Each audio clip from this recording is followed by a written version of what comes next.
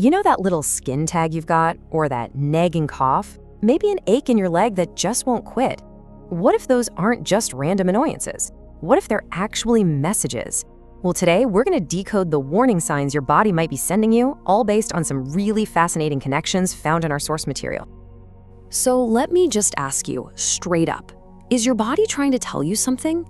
Because the core idea we're digging into here is that a lot of these common physical issues, they aren't the real problem. Nope, they're actually clues pointing to something deeper going on. And this right here is the crucial point from our source material. These aren't just symptoms to be masked or ignored, they are signals. Specifically, signals of potential nutrient deficiencies. And maybe the biggest mistake we can make is just treating the signal without ever looking for the root cause. So where do we start looking for these clues? Well, let's begin with the most obvious place, your body's largest and most visible organ, your skin. Think of it like a billboard for what's really happening on the inside. And the links here are incredibly specific. According to the source, those little skin tags could actually be an early indicator of a blood sugar issue, maybe even prediabetes. What about that persistent itchiness, the kind that gets worse at night? That could point to a fungal overgrowth like candida, which, by the way, just loves sugar.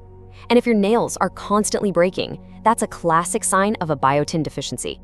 And the clues just keep coming. You know those small raised bumps on the back of your arms? Our source links this to a deficiency in vitamin A, specifically the retinol form. If your skin is dry and scaly, it could be a sign you're not getting enough omega-3 fatty acids. And those little white dots that pop up on your nails? Yep, a classic signal of a zinc deficiency. Okay, so let's move from what we can see on our skin to what we can actually feel in our bodies. It's time to decode some of those common aches and pains, everything from restless nights to that nagging wrist pain.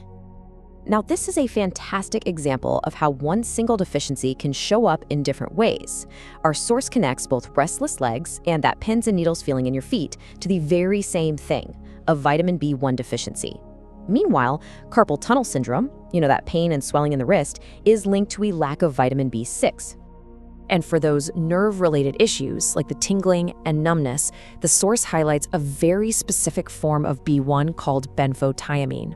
See, it's a fat-soluble version, which is noted as being especially effective at getting to those nerves and providing relief.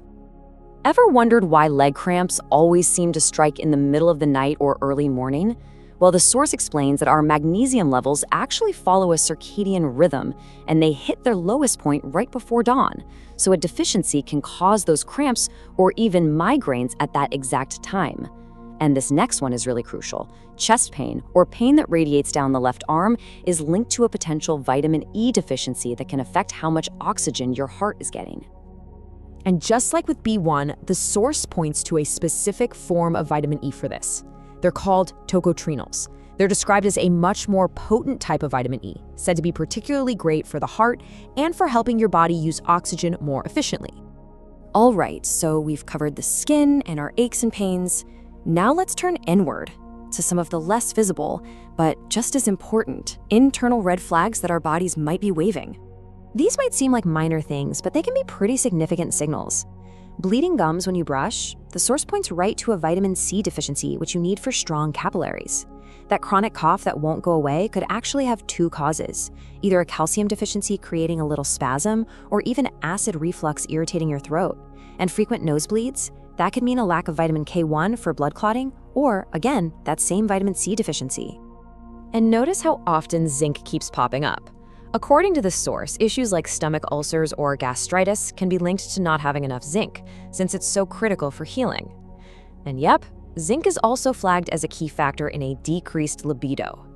And if you're just feeling that combination of fatigue, can't sleep, and your muscles feel weak, it might be as simple as a sodium deficiency. Okay, so we've connected symptoms to a whole list of deficiencies: B vitamins, C, zinc, magnesium. It seems like a lot. But what if they're not all separate issues? Our source material suggests that a lot of these trails all lead back to one common culprit. This quote from the source really says it all. Everything's kind of coming back to that sugar. This is presented as the central theme, the thing that connects so many of these seemingly random issues. But how? How does it do that? Well, according to the source, when you consume too much sugar, it actively works against your body's nutrient stores. It just burns through your B vitamins, especially B1, which we link to restless legs. It can actually block your body from properly absorbing vitamin C. It depletes your zinc, which we saw was connected to everything from your nails to stomach ulcers. And it literally feeds the fungus that can cause that itchy skin. So this is the whole point. The big takeaway here isn't just a shopping list of supplements. The bigger idea is about shifting our entire perspective, to stop just treating the symptom and to start digging for the root cause behind the signal. And this gives us a really simple but powerful framework. It's a whole new way to listen to your body.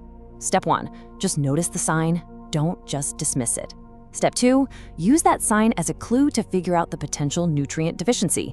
And then, most importantly, step 3, ask why that deficiency is there in the first place and address the root cause, which, as we've seen, so often points back to diet. So we'll leave you with this final thought to chew on. After seeing all these connections, what signals might your own body be sending you right now? What is it trying to tell you today?